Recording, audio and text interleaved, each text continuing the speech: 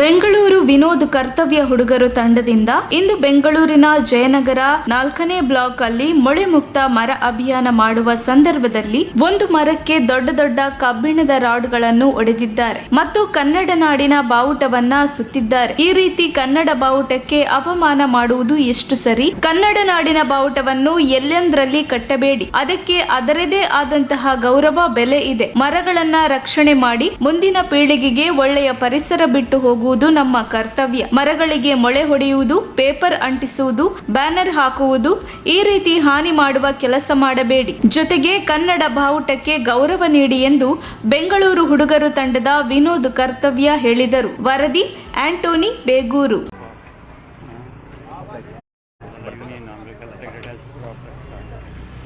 Good morning friends, ನಾವು ಬೆಂಗಳೂರು ಹುಡುಗರು ಇವತ್ತು ಜಯನಗರದಲ್ಲಿ ನೇಚರ್ ಸ್ಪಿರಿಟ್ ಕ್ಯಾಂಪೇನ್ ಮಾಡ್ತಾ ಇದ್ವಿ. ಇವತ್ತು ನಮಗೊಂದು ವಿಶಿಷ್ಟವಾದಂಥ ಮರ ತೋರಿಸ್ತೀವಿ ನಿಮಗೆ. ಬನ್ನಿ. ಈ ಮರದ ವಿಶಿಷ್ಟತೆ ಏನು ಅಂತ ಹೇಳಿದ್ರೆ, ಮರದ ಮೇಲೆ ಗಿಡ ಬೆಳೆಸವ್ರೆ. ಅಂದ್ರೆ ಆ ಮರ ಮೇಲೆ ಗಿಡ ಬೆಳೆಸೋಕ್ಕೆ ಮರನ ಸಾಯಿಸ್ತಾವ್ರೆ. ಇದು ಯಾವ ನ್ಯಾಯ ಸ್ವಾಮಿ? ನೋಡಿ ಇಲ್ಲಿ ಎಷ್ಟು ದೊಡ್ಡ ದೊಡ್ಡದಾಗಿ ರಾಡ್ಗಳು ಹೊಡೆದವ್ರೆ ಅಂದ್ರೆ ಈ ಮರ ಒಳಗಡೆ ಹೋಗ್ಬಿಟ್ಟಿದೆ. ಈ ಮರದ ಆಯುಸ್ಸೆಲ್ಲ ತುಂಬಾ ಕಡಿಮೆ ಆಗ್ಬಿಡುತ್ತೆ. ಇವಾಗ ಈ ತರ ಒಂದು ಗಿಡ ಒಂದು ಚಿಕ್ಕ ಗಿಡ ನೆಡಕ್ಕೋಸ್ಕರ ಈ ತರ ರಾಡ್ಗಳು ಹೊಡೆದಿದ್ದಾರೆ ಮರಕ್ಕೆ. ಮತ್ತೆ ನಮ್ಮ ಕನ್ನಡ ಸಹೃದಯರಲ್ಲಿ ಒಂದೊಂದು ವಿನಂತಿ ಏನಂತ ಹೇಳಿದ್ರೆ, ಈ ತರ ನೀವು ಬಾವುಟನ ಹಾಕಿದ್ಮೇಲೆ ದಯವಿಟ್ಟು ಇಷ್ಟು ಗಲೀಜಾಗಿ ಬಾವುಟವನ್ನ ಬಿಟ್ರೆ ಎಷ್ಟು ಅವಮಾನ ಮಾಡ್ದಂಗೆ ನಮ್ಮ ಕನ್ನಡ ಬಾವುಟಕ್ಕೆ ಅಂತ. ಎಷ್ಟು ಗಲೀಜಾಗಿದೆ ನೋಡಿ. ಇದು ಮಳೆಗೆ, ಚಳಿಗೆ, ಗಾಳಿಗೆ ಈ ತರ ಹೊಡೆದಿದ್ರ ಸರಿ ಮರಕ್ಕೆ.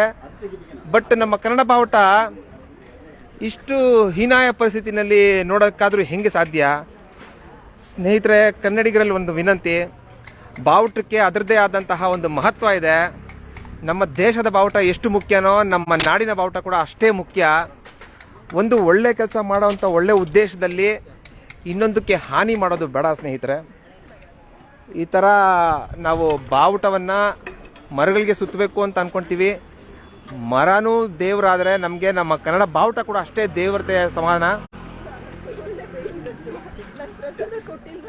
ಇವತ್ತು ನಾವು ಜಯನಗರದ 4th ಬ್ಲಾಕ್ ಅಲ್ಲಿ ಮೊಳೆ ಮುಕ್ತ ಮರ ಅಭಿಯಾನ ಮಾಡ್ತಾ ಇರ್ಬೇಕಾದ್ರೆ ಇಂಥ ಒಂದು ಅದ್ಭುತವಾದಂಥ ಮರ ಸಿಕ್ತು.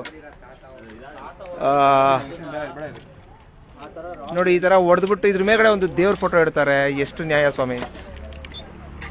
ದೇವರು ಮರನೇ ನಿಜವಾದ ದೇವರಲ್ವಾ? ದಯವಿಟ್ಟು ಈ ತರ ಹಾನಿ ಮಾಡಿದ್ರೆ ಮರಗಳಿಗೆ, ದೇವರಿಗೆ ಹಾನಿ ಮಾಡದಂತೆ. ಮತ್ತೆ ಆ ಮರ ದೇವರಿಗೆ ನಮ್ಮ ನಾಡ ದೇವ್ರನ್ನ ಒದಿಸಿದ್ದೀರಾ, ಆ ನಾಡ ದೇವ್ರನ್ನ ಈ ರೀತಿಯೆಲ್ಲ ಅವಮಾನ ಮಾಡಿಬಿಟ್ಟು ಎಷ್ಟು ಮಟ್ಟಿಗೆ ಸರಿ ಸ್ನೇಹಿತರೆ?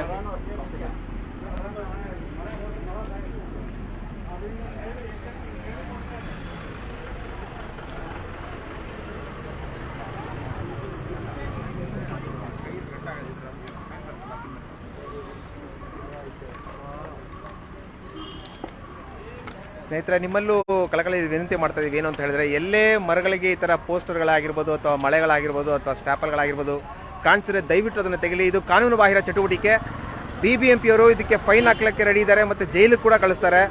ಹಾಗಾಗಿ ಯಾರು ಕೂಡ ಮರಗಳಿಗೆ ಹಾನಿ ಮಾಡಬೇಡಿ. ಆಲ್ರೆಡಿ ನಾವೆಲ್ಲ ಅನುಭವಿಸಿದೀವಿ ಕೊರೋನಾ ಟೈಮಲ್ಲಿ. ಉಸಿರಾಡಕ್ಕಾಗ್ದಿರಾ ಮರಗಳಿಗೆ ಮೊಳೆ ಹೊಡೆಯೋದಾಗಲಿ. ಮತ್ತೆ ಇನ್ನೊಂದು ಮುಖ್ಯವಾದ ಏನಂತ ಹೇಳಿದ್ರೆ, ಮರಗಳಿಗೆ ನಮ್ಮ ಬಾವುಟವನ್ನ ಸುತ್ತಬೇಡಿ.